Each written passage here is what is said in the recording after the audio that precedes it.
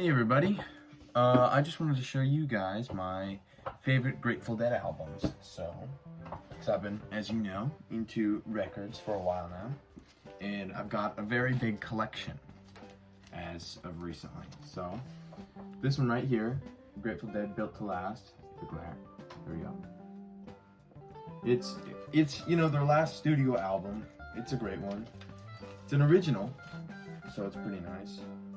But I mean, the record quality speaks for itself. It's just a beautiful album. Like Standing on the Moon, it's gotta be my favorite song from this album. But they've got many others. And then we have In the Dark, with their great hit. What's it called? Touch of Grey, yeah.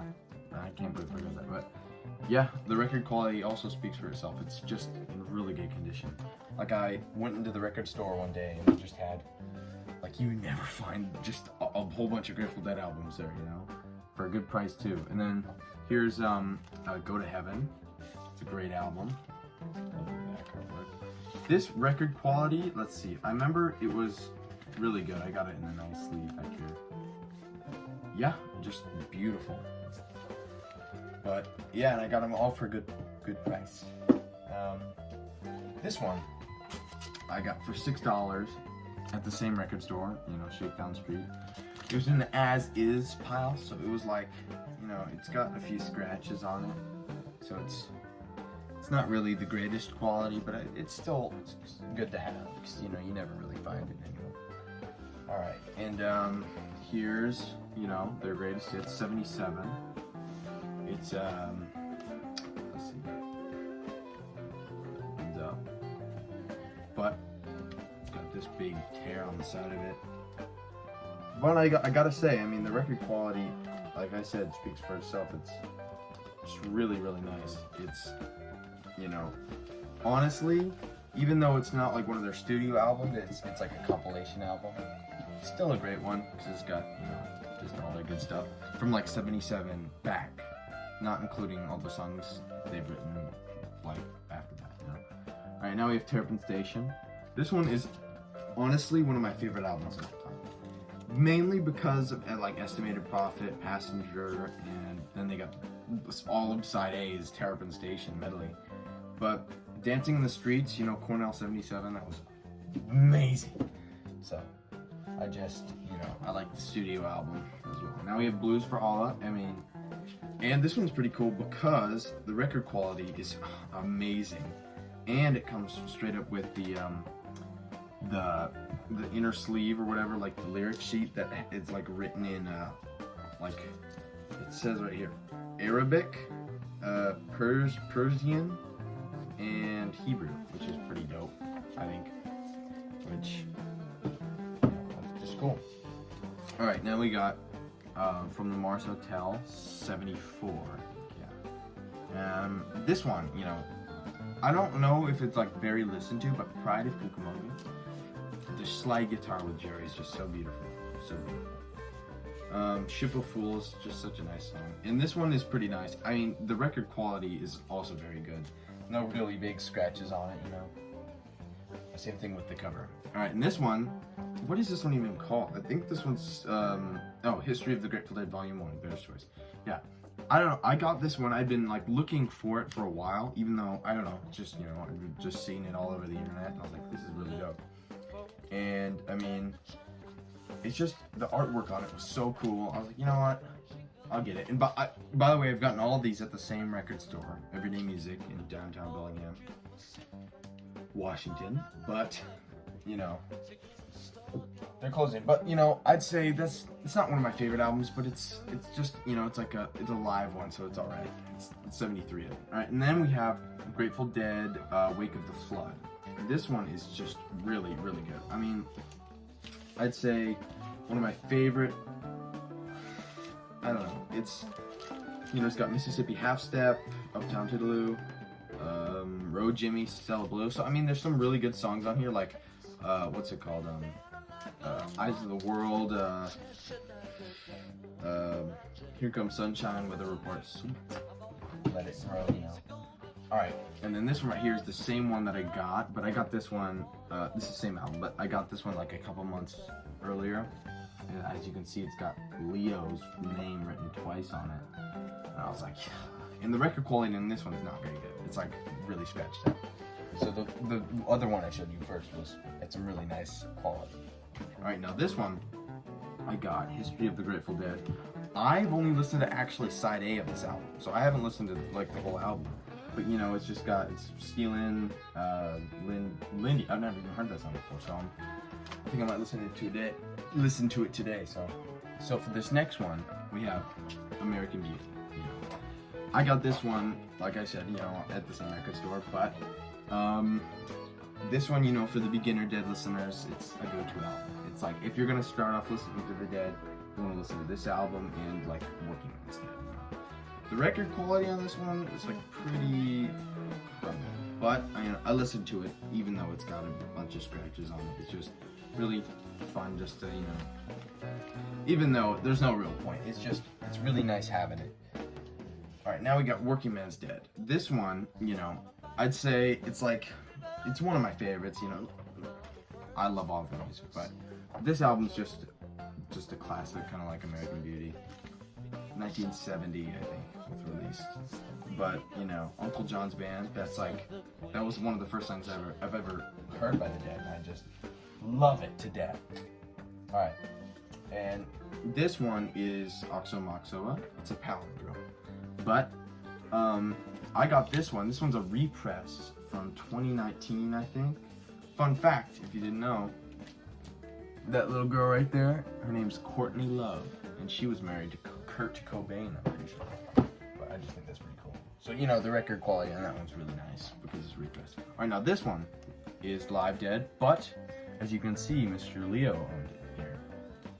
But, I mean, the record quality on this one's, I mean, it's not the greatest. It's all right, but this one's pretty cool. I just think it's from '69, so I think that's pretty dope.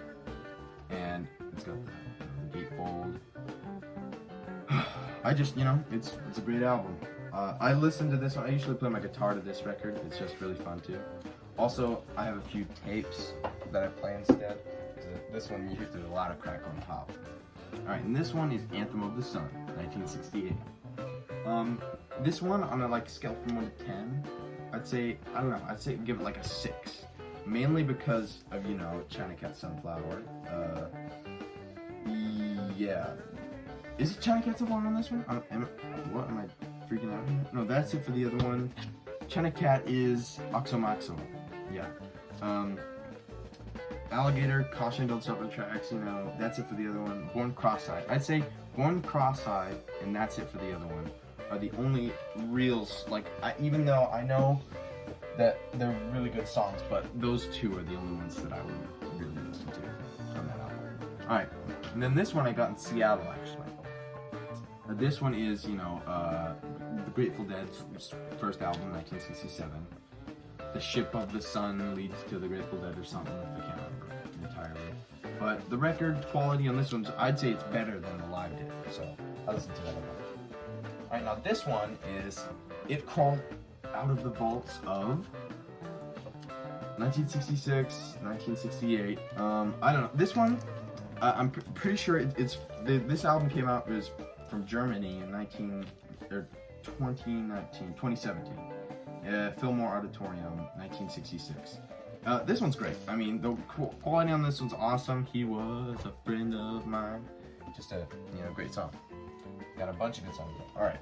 Now this one, I wouldn't say this is Mickey Hart's solo album, Rolling Thunder. It's got a dope cover, honestly. Dope ass cover. But I mean, I'm not a huge fan of like this. I really like his Planet Drum stuff and stuff with like Deli Kreutzmann. But I mean, it's. I just wanted to have it because I thought it was really cool. Cause I'd never seen it before I saw it in the store. All right, Bobby and the Midnights. I want to live in America. That's the best one on this one. Like, I mean, I'm not a huge Bobby and the Midnights guy. I just, you know, I saw it and I was like, I gotta have it. And then here we got Bobby and the Midnights 82, I believe. That one was like 84 or something. This one's 81.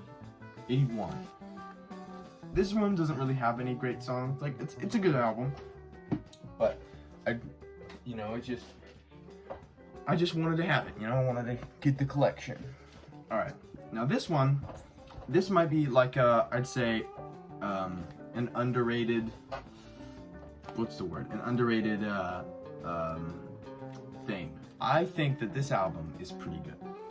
I honestly like it. Like, even though it's not crazy famous, the main song that I like is Bombs Away. That song, I mean, I don't know. It's just, I love it.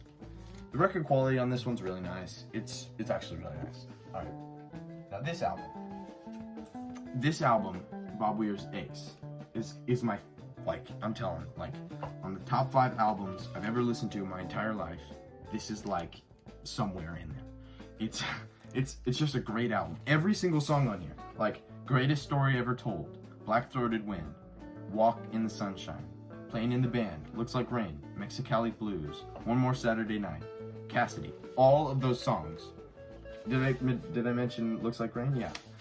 All of those songs are amazing. Like, if you hear them with the Dead, like, they're all written, I'm pretty sure they're all written by Bob Cassidy after Neil Cassidy, because, they were good friends. But yeah, like, just this album, it's a great album in itself, but all the songs on here, I mean, I might prefer to listen to on another album, like, Cassidy on Reckoning. I haven't showed those yet. Okay, on Reckoning, but I think that one's really good. Like, some of the songs on here, on other albums or other shows played by the Dead or Bob Weir alone, I just think all those songs are just masterpieces. So it's one of my favorite albums. And then here we got Kingfish. This is Bob Weir's band that Bob Weir played in outside of the Grateful Dead. Lazy Lightning, Supplication, Wild Northland. That one's a great one. Big Iron. They did a bunch of these. I just think that this album's really cool to have as well. In Cornell 77, they did Lazy Lightning, Supplication. I thought that was just amazing. Just amazing. This one's great. I mean, they didn't really do any songs that I would like. All the songs on here that I think they're all right. They're okay. They're not the greatest. But this is Kingfish live and kicking. I think it's all right, but I just I wanted to have it, right?